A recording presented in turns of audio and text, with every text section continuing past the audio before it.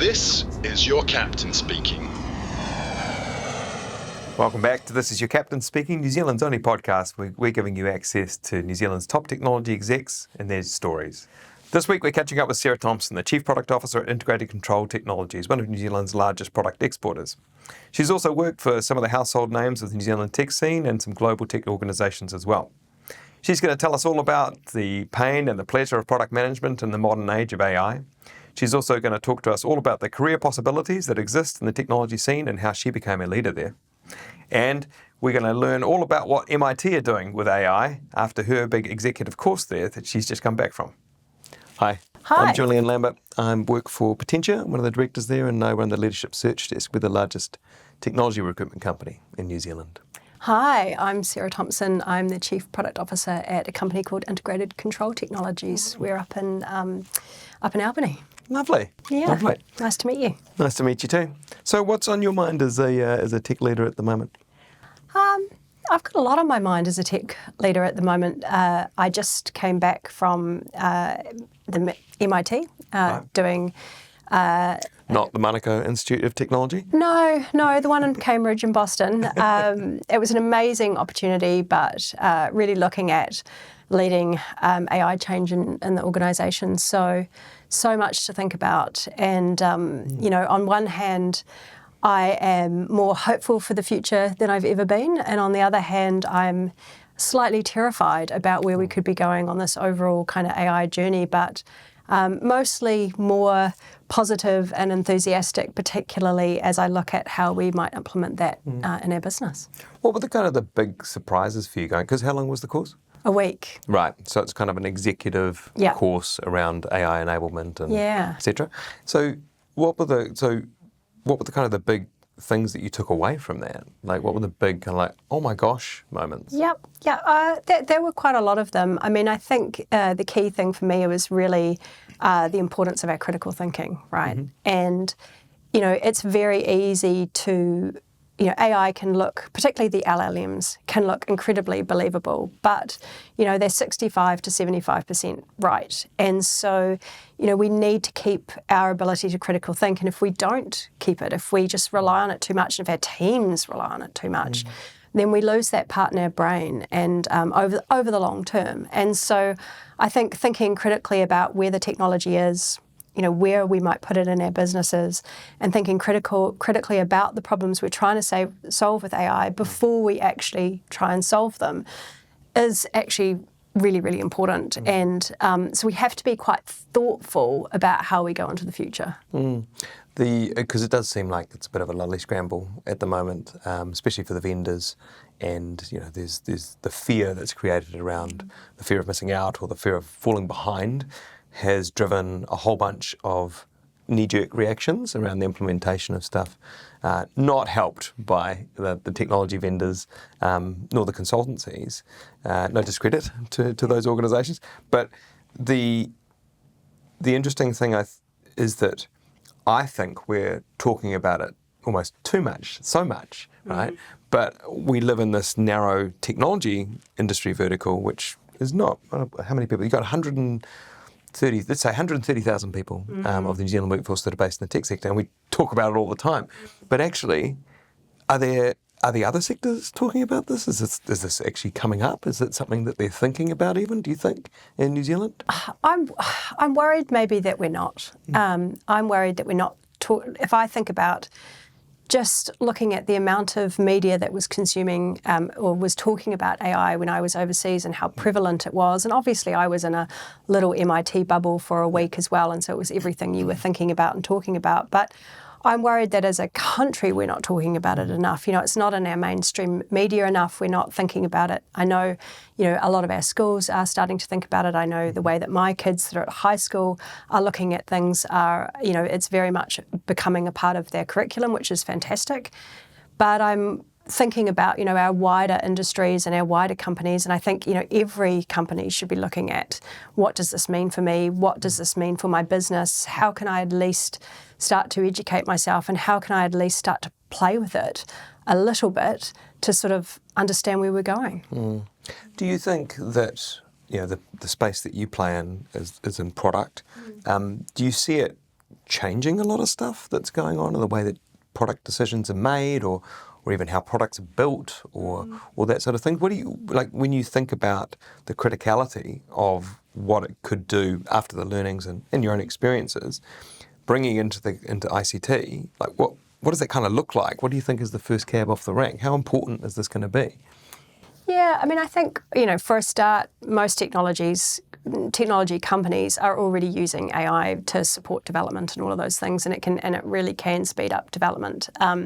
When I look at it from a product perspective and with our product team, the ability to prototype much more quickly is absolutely fantastic. And so you can get those much faster feedback loops. You can get those you can fail faster as well, and that's always critical for us.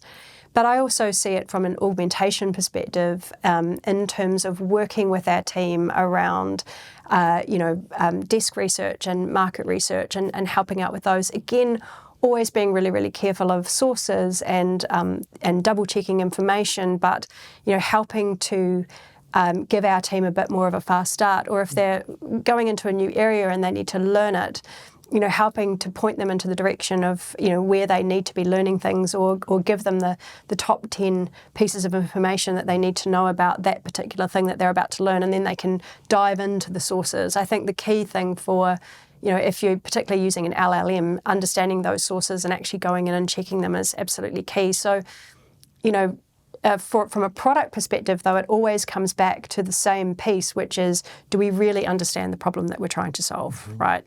And then how can we work with AI to help us to solve that? But again, let's make sure that we're doing the work and we're doing the critical thinking as well. Do you think that when you think about what product leadership looks like, because what you're talking about there doesn't sound like massive revolutions, right? No. It sounds like iterations.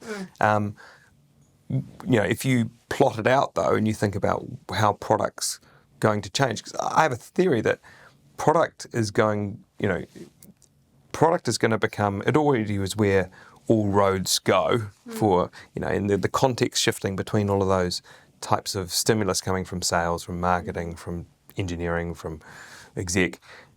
It's going to make things more stressful. It's going to increase the complexity because you're going to be equipped with even more information from a lot of different sources to be able to kind of figure it out. And the criticality of product is going to go up inside the organisation because, you can deliver features so much more quickly. You can stand things up and retire them from the product so much more quickly from engineering. But engineering are loving it, right? They can just keep pushing. But the control of what you're delivering that meets the problem that you're trying to solve, that's even harder, right? Because you've got even more stuff coming at you and things are faster. Yeah, I think there's two parts to that. Certainly, if you're a pure SaaS platform, then that's your ability to cycle through things is going to be really quick, and also your ability to potentially it's a lot quicker to copy all of those things as well, which is not so great, obviously, when you're in a product role. But then also when you're working with hardware and you're in an IoT basis, then your ability to innovate and work and go fast is certainly on the software side, but you've still got some constraints from a hardware perspective. And so that's a different way to look at it. I'm quite excited about being in the hardware software space, because it is different and it has a little bit more of a moat around it in terms of what's going to be possible from an AI perspective, in terms of, it's going to be very quick to stand up something that's software based going forwards. But if we come back to that whole piece around product and all of the waves of information that come at you, I think that's when you still need a really good understanding of what is the problem I'm trying to solve, why is that important, and how does that fit with our strategy. And as a product manager, it's your job to be able to assimilate lots and lots of information and plot a clear way forward. And I think it's definitely a learned skill, but it's probably the most critical skill of a product manager, alongside them also understanding how a business works as a whole. Because, as a product manager, you are in that role where you are kind of in the centre of everything, and you've got to understand how sales and marketing works. You've got to understand how support works. You've got to understand, where sales are coming from, and you've got to have empathy for all of those roles. And so, you do need to be someone who can kind of stand in the middle of all of that and hold your own and deliver commercial outcomes, right? Yeah. What do you've described a bunch of different considerations around product. Like, how did you get into product leadership? Did you kind of fall into it like everyone else, or how did it happen? Well, yeah, I've been thinking about this a lot recently, and particularly it was quite funny. I did think about it a bit while I was away, because this is going to date me, but when I left university, the internet was just kind of happening. It was, the early 2000s. And so, product management didn't kind of really exist at that point in time. It wasn't really a job. And so, I was really lucky, though, that I was traveling overseas, and I ended up going and working at this little startup in London, and I'd worked in Reuters as kind of a gig between snowboarding sessions in the States, and I'd learnt all about kind of level 1 IT support, right? And so I went into the startup and I set up their support desk, and so I was really lucky that I kind of learnt a lot about kind of first line support and how that works. And when you're in a small company like that and it's growing, you have lots and lots of opportunities. And I was kind of at that time where I was young and I didn't know quite what I wanted to be when I grew up. And so I did that for a while, and then there was an opportunity in marketing communications. And so I went into that kind of role and I led it for a while. And that was fantastic, and I really enjoyed it, and I enjoyed the creativity of it, but after a while I realised that wasn't quite my gig. And then, there was this opportunity that came up that, we were doing a big rollout and an integration with another company, and we were rebranding our site, and we were white labelling it and all that kind of stuff. And this was a SaaS platform, and so I kind of stepped into a role where I sort of was the first sort of project manager, and I led that. And about that time, we started to have people who were growing the product and who were product managers, not kind of formally called product managers at that time, but I really, I've always been a person that likes to build things, and so that was always like, I really like that role, but I did find that I was kind of good at project management, and I enjoyed that, and eventually I became sort of head of program manager, and then I ran all of our implementations, and I was at that business for sort of 10 years of transformation. But what was really fantastic about that is it gave me an opportunity to try all the different parts of the business. And I feel like that set me up really, really well for product, because then I understood lots of parts of the business, right? Because I worked with them so much. And I could also see how important your customer's perspective was as well. And I also think that project management skills, every role should have them. There's such a good base set of skills to have. The ability to break something down and deliver it is amazing. So it wasn't until I got back to New Zealand that I got the opportunity to move into product. And my first role at Orion, I set up some implementation teams, a team called the Global Resource Centre, and that was fantastic. And we sort of offshored onshore for our global teams overseas. And when we sort of collapsed that, as sort of an opportunity kind of arose for me to move into more of a product leadership role. And I've been happy there ever since. Yeah. What would you isolate down to being kind of the key to being successful in that product leadership capacity? Because you've got the people stuff, you've got the delivery stuff, you've got the commercials. Like, what's the advice that you'd give to someone, which isn't don't do it, but what's the advice that you kind of give them to be like, hey, if this is where you'd like to head, these are kind of some of the things that you want to think about. Yeah. Look, the first piece of advice I would definitely give is that product is a hard role. Everyone wants you to say yes, and sometimes your job is to be the person that says no. And that is really, really tough. And so you are going to be the person that says no to the needs of the sales teams. You're going to be the person that says, I know your support issue is really, really important, support team, but actually we've got something else that's more important right now. And so you have to be prepared that it's not going to be easy, but at the same time, I'd say if you're a person that enjoys building things, if you're a person that enjoys creating things, then it's an absolutely fabulous role. But you are kind of that linchpin. We've kind of talked about it, right? You're that linchpin between the development teams and the regional teams and the support teams and the desire of the exec team and the strategy that needs to be implemented. And so you are definitely in the eye of the storm. And my advice to people would be definitely think about developing a broad skill base. I do think that the people that understand a business widely and who have been close to the customer often fit really, really nicely into product roles. But at the same time, work on understanding your technology.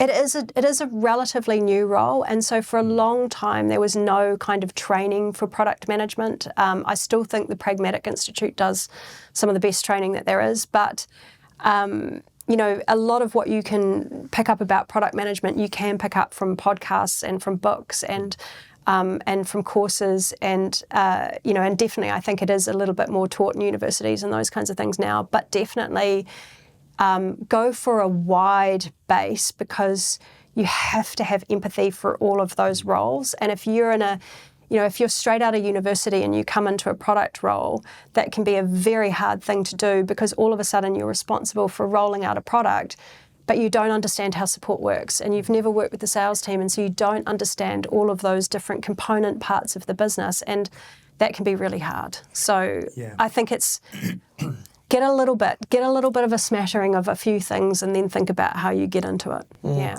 That whole delivery of bad news, that whole kind of thick-skinned intuition, because I imagine if you're going into a product role early, you kind of just believe everything that everyone says, right? Yep. And so Yep. suddenly you don't deliver on the outcome. Yep. But it also, I mean, the importance of having a clear product vision Yes. that everyone is committed to, and you've got a North Star, right? Yep. Because that makes things a lot easier. But yeah, I can't imagine having to deal with all those different audiences and being young and not really knowing what you're doing, unless you are blindingly committed and brilliant and understand the customer problem intimately. Yeah, it's such a funny one, because I think that product, there's been a lot of retrenchment in product in the New Zealand tech scene recent times, certainly in the enterprise side of things, because these organisations that diluted their team's product capability had an idea about where they wanted to go, and would consequently put all the resource that they had left on their runway into development, right? And so we've had a lot of people in product not working, and partly that's because I think that they were more steered towards delivery-based roles rather than actual product roles and delivering commercial outcomes. But the increase of the ability for engineers to generate so much code so quickly because of these augmentation tools actually has put product right back in the spotlight. Yeah. And but they are being asked to do different things now, like you said, a lot of different information sources, a lot of different decision making around commercial outcomes, which, do you think product needed to have that little kick in the ass of maturing? Or do you think it was kind of like, actually, the product principles haven't changed, it's just we weren't doing product management properly? Yeah, I think that the product management principles haven't changed. I think, again, really understanding the strategy of the business, like you said, having a very, very clear vision of what is the problem we're trying to solve and what is the commercial outcome that actually delivers. And I think more importantly, is always anchor back to what is the commercial outcome that we're trying to solve, and the customer problem. Understanding that is this a problem that our customers actually want us to solve is absolutely key. And then you're right, from a product perspective, it is so important to have that really clear vision of what you're going to deliver. And it does take time. And now with AI, obviously a lot less time, but it does take time to actually go through your discovery process and make sure that you're actually delivering the thing that's important. And it almost becomes a little bit like a tanker, and I'm sure lots of New Zealand companies went through this recently, where you've got all of these streams of work that you're doing, and then, you have to stop a few of them. And it's so hard to stop them, because once you've done that discovery and you've got everyone aligned and you've spun up some R&D teams to actually deliver it, and you've got a sales force that now want it, and you've done essentially a good job as a product manager, if you then have to course correct, change direction, or actually stop that, it can be even more hard, because you've got so much momentum behind something. And maybe that's one of the opportunities we have with AI, with things becoming progressively easier, that that ability to spin things up will be much easier, and getting the commercial benefit of that, but also that ability to truly experiment and truly stop, course correct, because it's not there, will be easier as well, because that's some of the hardest decisions you make as a product manager. But the cost in not making that decision to stop it is so much worse, right? And interesting, because I was thinking through that stuff where you're going to be able to run simulations around traction models and usability. Oh, this is what the character profiles look like of our customers, and so Like it's quite exciting when you think about that sort of stuff.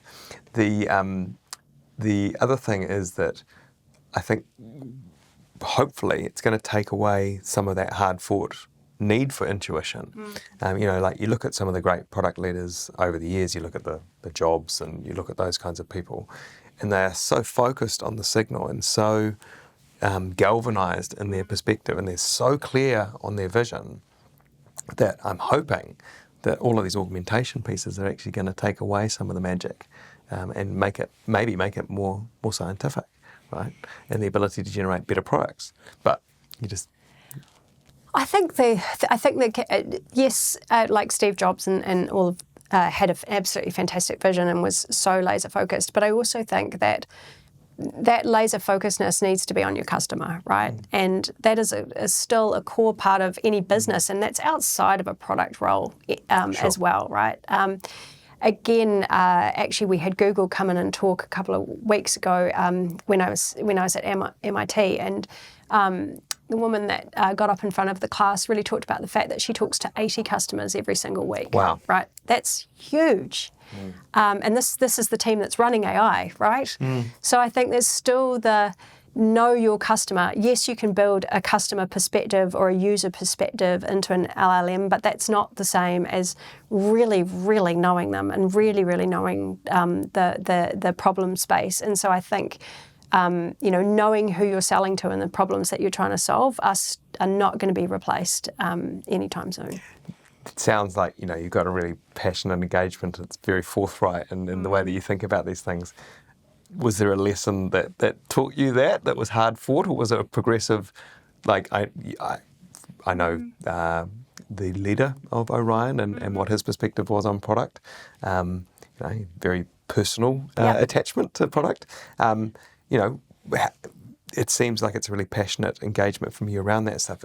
Who taught it to you? What were the kind of the things that got you to that position? I can't think of any one particular moment, but I do know, in roles where I've been, where you're one removed from the customer or where you're one removed from the end user, can be incredibly hard to deliver something and to fail fast on. And so certainly where I've been in roles where you've got closer to the customer and you've been able to really get that kind of feedback, I think that's where I've had those light bulb moments of how important that is.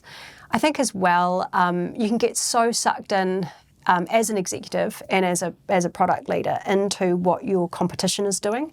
So-and-so just made such an announcement over here, and then this company made an announcement over here, and all of those kinds of things. And then you get sucked into this kind of table stakes battle, which I think is just fundamentally the wrong battle to be in, right?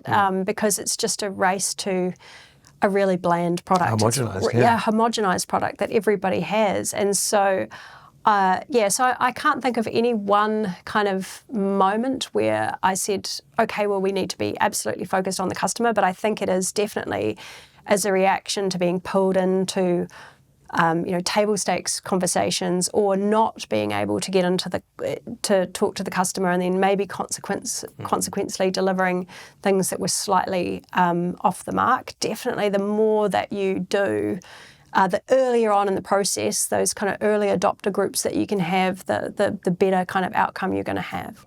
And so the transition from, because you're still very much, it's great, you're still very much in the practice of product, but then you've got this abstraction that comes from the executive leadership. Like, how do you lead product? What are the principles for you and the people and the way that you kind of expound those into your teams to ensure that you've got the orchestration, that you can lead these people? Yeah. What are the principles of leadership for you? Yeah, so from my perspective, the first thing is employ the right people right from the start, right? It's the people, it's the people. I know, and you do. I saw Ian Taylor speak a while ago at a fleet management day down in Invercargill when I was at E-Road, and he said, it's the people, it's the people, it's the people. Yeah. And Yeah. and so, and he's absolutely right. So, the first part for me is, do the people on the team have the right skills they need to do the job, and do they have the right background, and are we giving them the right are we giving them the right support to be successful, right? Environment. And then in a product perspective, do we have the right pairing? Do we have an effective product lead, and do we have an effective squad lead? And then from my role as a leader, it's then, have we set them the right vision? Do they understand the context? Am I telling them the things that they're missing? And, that's always that can be a blind spot, because naturally as human beings, we might have gone over things 100 times. We might have, spoken to the CEO about it. We've spoken to the regional leads about it. We've run through it 20 times in our head, but have we actually sat down and given that context to a team? Like, that's always a thing to be so important. So for me, my role as a leader is that, have I got the right people? Have we got an effective strategy in place? Have I set the right context for my team? And then have we got the right guardrails and boundaries in place? Have we got a system that helps them, or product lifecycle management or whatever it is, to manage within the bounds of what they need? And then for me as well, you can be very directive as a leader, and then also you can also be more, around setting a goal and helping people to get to where they need to get to. And my favoured type of leadership is definitely around setting a goal and then supporting people to get to where they need to get to. And it must be sometimes quite annoying for my team. I've got someone who's writing a board report right now, and all I get is, questions back from me is not direct edits on the board paper, but have you thought about this? And have you thought about it from this perspective? And laying little breadcrumbs. What would you do about this? And how could you present that potentially differently? And maybe from my team members' perspective, it's really annoying, because they're just like, just tell me what I need to do. Yeah. I think directive has its time and place, but for me, you don't grow people by being directive. They don't learn anything, and so for me, it's kind of, how can you quietly prod them, sometimes less so quietly prod them into doing some of the best work that they're capable of doing. And so to me, that's a really important part of leadership. And and then you can have a very fear-based approach, or you can have an approach that is not fear-based. And leaders use both. They do, to be honest. But my preferred is always, how can we celebrate the small wins? Because it's all about momentum over the long term. And so, we might be failing at something today, but where did we succeed? And so how can we build on those successes, and how can those successes get better over time, and how can we stack those successes on top of each other? And I think when businesses are, under pressure, it's really, really easy to think about where you're failing, and not kind of start to build that positive momentum around your success. Yeah. So one of the things you were talking about there was like the leadership principles and how you go about doing that. So how do you ensure that you're staying on track and staying true to those principles, like in the leadership of your team and the leadership of your function? Like, it's all very well to have the principles in place, but how do you get it consistent? It's tough. I think... There's no, magic. There's no magic wand to that one. I think a lot of your leadership principles are learned over time, and, I think it does come down to what kind of person do you want to be, and what kind of behaviour do you want to inspire, and how do you want to make the people around you feel, and that can get. And that's really easy when the going's easy, but it's really hard when the going's tough. And if you've got a part of the business that's not performing, or a person that's not performing, and or if the business is under stress for any reason, everyone resorts to type, right? And so that can be tough. And sometimes you do see yourself displaying behaviours that you're not very happy with yourself about, right? I've definitely had times when I've gone home and I've just been like, oh, I feel. But you're human too, right? Like, but it seems that you get this kind of exponential echo of the worst bits about yourself. Well, not the worst bits about yourself, but I've certainly felt this, where there's things that you do that when you're put under stress, and because you're in a leadership role, almost like just this huge echo, and the effects are so much larger. And you're like, ugh. Yep.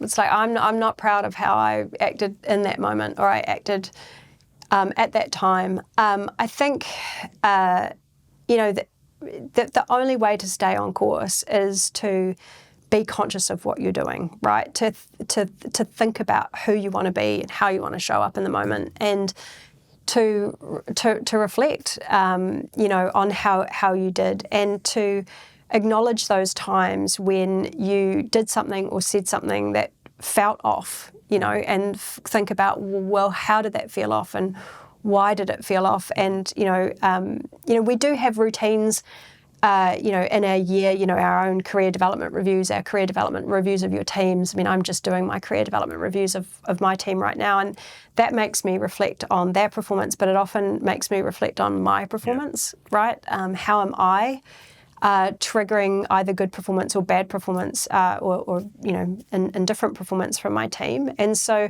I try to reflect often to keep myself on course. I do try to do, a little bit of reading around leadership and those kinds of things to kind of keep my brain fresh on those. And I think as well, as a leader, you're always around other leaders. And I think another thing that helps me kind of stay on course is I am always looking at, what do I like about your leadership style? What do I not like about your leadership style? And I have a few mentors, but I mainly take mentorship from everyone around me. And it's like, what does Julian do that I really like, that I want to take away? What does Julian do that I don't really want to do? And do I do that? That list's a bit longer, but but do I do that? Should I? Is that in my toolkit? Do I want that in my toolkit? Oh my goodness! And so, I think with leadership, it's about thinking about who you want to be and how you want to show up, but also constantly checking yourself for that, because you do get into good conflict and bad conflict and all of those things. Internally right? and externally. Yeah. And I think that, one thing is that I think that as a leader, you're always the student of leadership. If you want to be good at it, right? Like you just got to be. And the other bit, you said you're searching out, observations, and again, you don't. I think that's really important to be yourself in a leadership role, but then also your skills and your capabilities should always be changing, right? Because you're growing as a person, and you want to be able to grow your own capability, whether you're a leader or not. Do you seek feedback from those people around you, or do you offer it? Is that something that is part of your kit? Yes and no. Feedback is obviously hard, and feedback is uncomfortable, and but it's good. A gift. That's exactly what I was about to say. But it is a gift. So I mean, yes. I love feedback from my teams, and I admit that it is sometimes hard for people to give leaders feedback, right? And even when you ask for feedback, you don't necessarily get it. Often you'll get it in some sort of anonymous 360 type thing or something like that. But I think, feedback is a real gift. And I think for me, my approach to feedback, particularly with my team, is in the moment. Like, I don't want to store something up. I think about teachable moments, right? And so there's nothing worse than getting feedback a year later in your annual career development review, or even like a week later when we manage to catch up for a one-on-one. And so, for me, it's always about, if there's something that needs to be discussed, it's going to be right now in the moment, because that is the absolute teachable moment. And, for me, for my team, I always want them to be able to, like, tell me if I've got spinach on my teeth, right? Like, tell me if I'm doing this wrong. From a leadership team, when you take that upper level to an executive level, that can be a bit harder based on where you are as an exec team, and where, how well you know each other and all of those kinds of things. But if you can get to that point where you can safely have that conversation, and it's also really hard when you're working in global businesses. If stylistically, or just because time zone crossover and the ability to create those relationships, particularly at the exec level, where you can give yourselves, where you can have those one-on-one conversations and you can give each other feedback, right? So, if you've got someone who's based in Europe, then very much so they're going to be in a very different time zone for you, and your ability for crossover is going to be quite a lot less. And so those moments where you get the exec team together to bond, so that when there is conflict and you need to call someone and say, hey, look, I don't know if you know this, but the way that you're managing this is kind of causing the opinion of you to be this, or in that meeting, in that moment, you said something that sort of had everyone on edge, and I know you didn't mean it that way. And so I know that, it's for those conversations to happen, you really have to kind of have that level of trust, and that can be really hard when you're working in a distributed leadership team. And especially if there's levels of ingrained or deliberate conflict created between the two different, like product and engineering, there's always going to be friction, right? And so how do you make it healthy? Yes. Right. The other thing, I think the level of importance of having that, somehow building that trust and that relationship between those peers is, as you know, like as you go into more and more senior leadership roles, you're much more reliant on the people's performance around you and in your team than your own individual contribution. So if you don't have that relationship or that feedback, like, you're not going to be able to be successful, because actually at a leadership layer, you've got all these individuals who are in their senior leadership roles, and because it's a business, it's not all these different entities like that have to work in isolation. They have to work together. Yeah. So if the relationships aren't there and they aren't performing, you're not performing, right?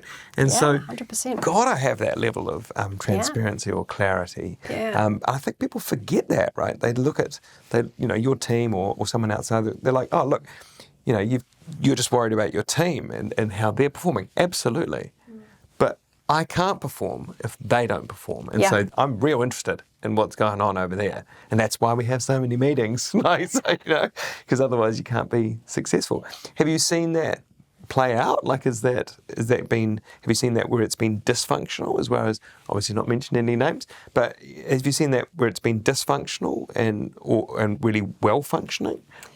Yeah, look, I've definitely seen where it's been dysfunctional and where it's been well functional. And I think, the key thing is definitely, something that you'd be very passionate about, which is the group of personalities that you have in the team, right? And it's also about making sure that you're obviously aligned around a common goal, but it's definitely the ingredients that you put into the dinner and the human interactions around them. I'm really fortunate that the team that we have at the moment is really good and has been thoughtfully put together.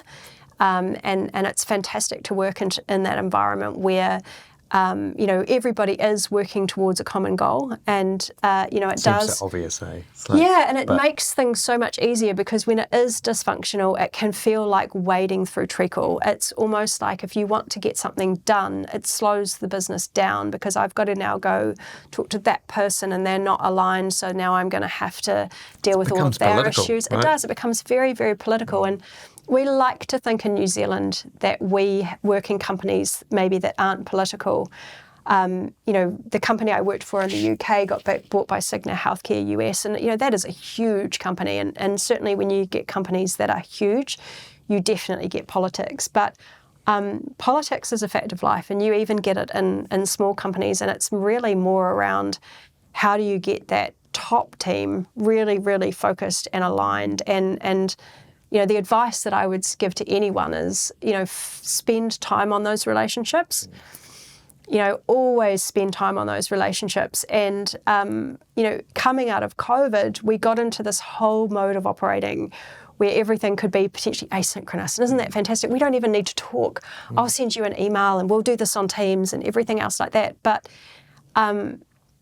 it's so easy to get the wrong side of the stick. It's so easy to say, oh, why is that person doing something? And to build up a whole set of angst around why someone is doing something the way that they're doing something when you don't talk on the phone. And it's so much easier to just pick up the phone and have the conversation, or get on the Zoom or the Team or whatever and have the conversation face to face if you're on other sides of the world.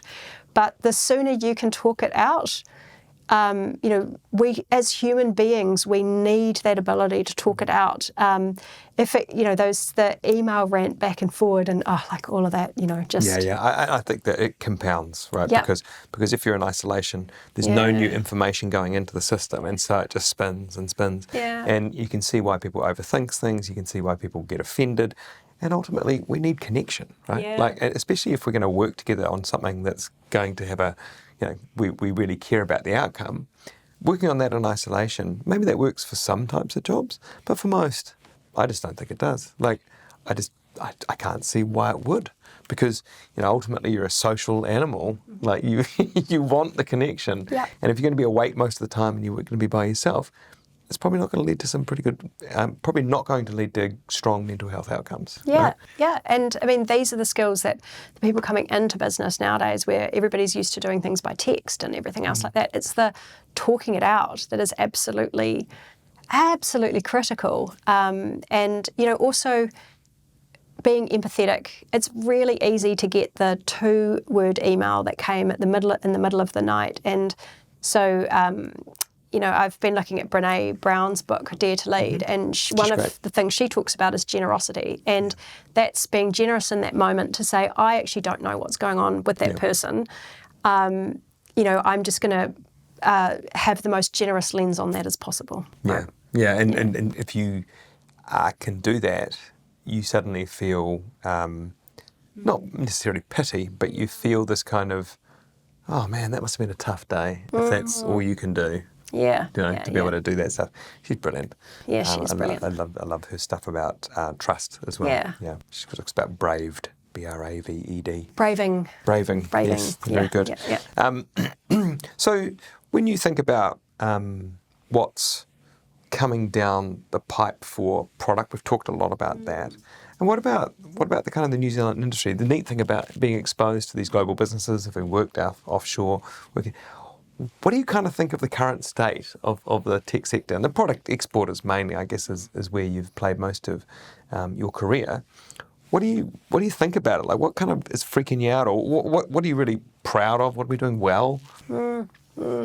I think we do lots of things really well. I think New Zealand tech sector as a whole has so much to be proud of. And, we've taken multiple businesses overseas, and we always talk about the fact that we, punch above our weight and all of those kinds of things. I think the key thing as we step into the future is to really just be mindful of how fast things are going to change. And so sometimes when you live in New Zealand, it can feel like you are a million miles away from the epicenter of the world. And so how can we shorten that distance? How can we be more up to date with what's going on overseas? How can we make sure that we're having the right conversations around how fast technology is moving? How can we make sure we're experimenting and we're playing and all of those other kinds of things? I've also looked at, as I've worked in different kinds of technology businesses who've then taken their technology overseas, and I've always worked in businesses who have sold offshore, whether they're based in London or in New Zealand. And I think the other thing that we don't recognise or we don't recognise enough as an export market is a lot of Kiwi businesses start here in New Zealand, and you get product market fit for a certain vertical, but the market itself is so narrow that very quickly you have to widen and widen and widen. And so to be commercially successful. So before you know it, you've got all of these features and functionality and things that you're doing with your business model to meet the needs of what is essentially New Zealand and Australia to a certain degree as well. But then when we take that product overseas to North America, you can't be everything to everyone. And you've got to be really, really good at a single thing and have a very clear message and be really focused on a vertical. And you can't, you have to be just really, really clear on what's going to be important. And then you get this kind of pull of the APAC market versus the North American market. And I think we need to be really mindful of that. If we're going to export overseas and we're going to export products overseas, then we need to be mindful that they're actually fundamentally different markets in the way that they're set up and the market expectation and what's needed to actually get cut through. Because there's this whole adage of like, build global from day one, blah, blah, blah. That sounds like what you're saying is, actually that's totally true, but most people don't really understand what global from day one really looks like. It actually means a narrower product. It actually means focusing on a really specific vertical and, getting, falling in love with that problem and then building something to be able to fulfill that. But does that then limit those organisations' ability to raise money or their time to be successful in that narrow vertical when they go offshore? Is it more risky? It's hard to say. I think if you have good product market fit for the vertical that you're in, then the risk is always going to be less, right? And product market fit obviously being everything. I think if that the risk is potentially in the transfer from being everything to everyone in APAC and then having to be very focused and diligent on how you're going to attack your overseas market, because you're going to have a lot of voices on this side, and so that's the risk in the transition. Yeah. What's kind of, because that. There's a limitation that comes from people saying, we punch above our weight. It's kind of like saying we don't kind of deserve to be in the fight. We're lucky to be in the fight. Yeah. And, I think I was reading some stats the other day, and there was actually, it was from the NZGCP. They just released a report based upon 2025 and how much the sector's grown. And, it's grown, sixfold in the last 10 years, and which is incredible. And there's been all this venture capital deployed, and there was a ratio that said the amount of venture capital that's been deployed and funding that these organisations have had is incredible, because we've produced 9 unicorns in that time, and I think that we've still got 3 decacorns, right, FNZ, etc., after the most recent raise. So it's kind of like saying, well, we're not lucky. We're really good at this. We're really good at this, and we deserve a seat at the table. And we're not punching above our weight. We're exactly the same, but we've got a smaller population, and we've got, we're globally isolated, and all of these things, which are all true. But actually, when we do it well, we do it really, really well, and we do it world class. I think there needs to be this change in that mindset of actually, screw you guys. We're great at this stuff. We're going to build amazing products that are just as good as the things that you're building with less resource. You know what I mean? Do you think that could be a positive change? Are you seeing any of that with the younger folk that are coming through, or is it yet to kind of land? That's a tough one. I worry maybe that it's a little bit yet to land, right? I think there's a lot of hope. I think the tech sector here is amazing, and there's so many amazing people that work in it. But I think we still need to do more to get more people excited about it, more people wanting to have careers in it.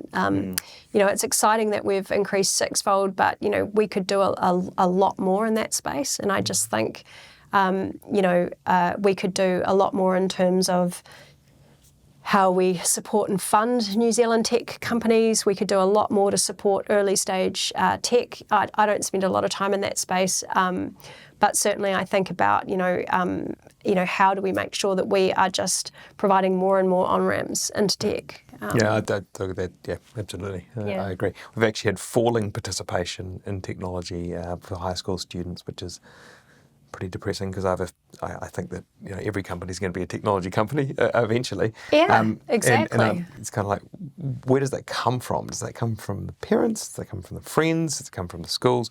I don't know, but it's certainly not a solved problem.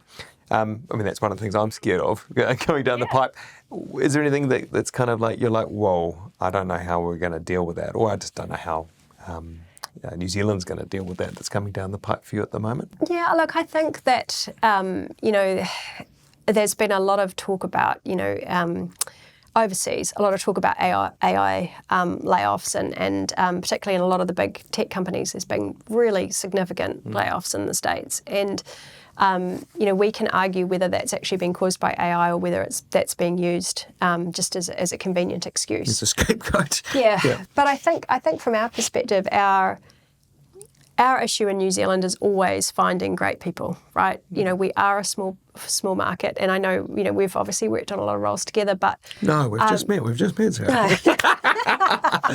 But I do think finding good quality people here is still one of the hardest things we have, and we still import a lot of people, which is amazing. Come to New Zealand and work in the New Zealand tech sector. I love the fact that you can go into any tech company in Auckland or New Zealand, and it is like the United Nations, and that is a wonderful thing in itself. And but how do we grow more effective people? How do we give people better experiences as they're coming up through the ranks, so that our tech talent is absolutely world class, because we still need it. It's absolutely. not going away. And we've lost a lot of people, mainly to Australia, over the last few years. Yeah. But there's a disconnect happening between. I guess because you work in it every day, I work in it every day. We know what it's like. It's really exciting. It's really fun. But there's kind of this fear, I think, that's embedded in, maybe it's the parents, I don't know, or the schools that think of technology as being full of propeller heads. And it hasn't been for years, right? Yeah, headcount wise, there's still engineers. Lots of those engineers do more talking than they do hitting keyboards. Yeah. And I just think there's this misconception about the brand of what technology employment looks like. And actually, you think about product, you think about support, you think about sales, you think about onboarding and customer experience, you think about marketing, you think about all of these things. Yeah. And they just happen to be in technology, right? Yeah. And I think that there's a real, I think there's an education that can happen, but it's like, how do you change those mindsets? Because we do need more tech talent. We've got a brilliant educational system, comparatively. Yeah.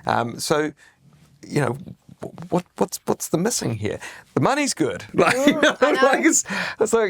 It's confusing, and I think it is that there's a level of conservatism that happens that's influencing from the parents or maybe from the peers that says, I want to be an Instagram star or a YouTube content creator or whatever those things are, and that's what my path will be. But I'm confused. Yeah. I think to a lot of people, it's still a non-traditional role. Like a lot of these roles, again, have been around since the early 2000s, and so. Human beings take a long time to change, and so part of it is a little bit of that. You're still better off to be a lawyer or a doctor or an accountant, or so. Maybe not an those accountant. Traditional roles. Not for much longer. Yeah. So people still feel that way. They still feel that that's safe and that's comfortable. And obviously, we're a huge sort of agricultural nation as well, and that's really big and looms big in our psyche as a whole. I think for us, there's more around telling some of our stories and telling this, the success stories. I mean, obviously the team over at TIN do a great job of that, and we have the New Zealand Tech Awards and those kinds of things as well. But how much of that gets out into the mainstream, right? Like very, very little. And so again, how does that get into the heads of children as they're making those decisions? And more they're making those decisions earlier and earlier. And so maybe again through AI being the great leveler, it makes it easier for people who maybe don't feel that they're so good at maths that they can still play a role or still play in technology. Maybe that's part of the answer. Certainly, the great little things that you can create with Lovable and all of those things now. But again, how do we tell our story wider and within the country as a whole to show that there are those kind of alternatives? Because it's fantastic, it's dynamic. You can travel the world. There's endless amounts of opportunity. There's endless need. But you've got to commit to being curious and constantly re-educating yourself. And it is fast-paced, but it's exciting, and you get to build things, which is really, really cool. Then that's the other thing I think that's missing, is that people don't see it as a creative industry. Yeah. They see it as something that's very construction-based, and that's a part of that is true, but the actual creativity in the role is amazing. Yeah. And I think that's something that's not really well known. Yeah, it is a fantastically creative industry. And if you look at all of the different kinds of companies that New Zealand has created, they're all very, very different, serving very, very different purposes. And I think that speaks to the amount of creativity that's in the business. And so, I think of it as hugely creative. Yeah. Well, thank you. Thank you for coming today. You're welcome. Much appreciated. This is your captain speaking.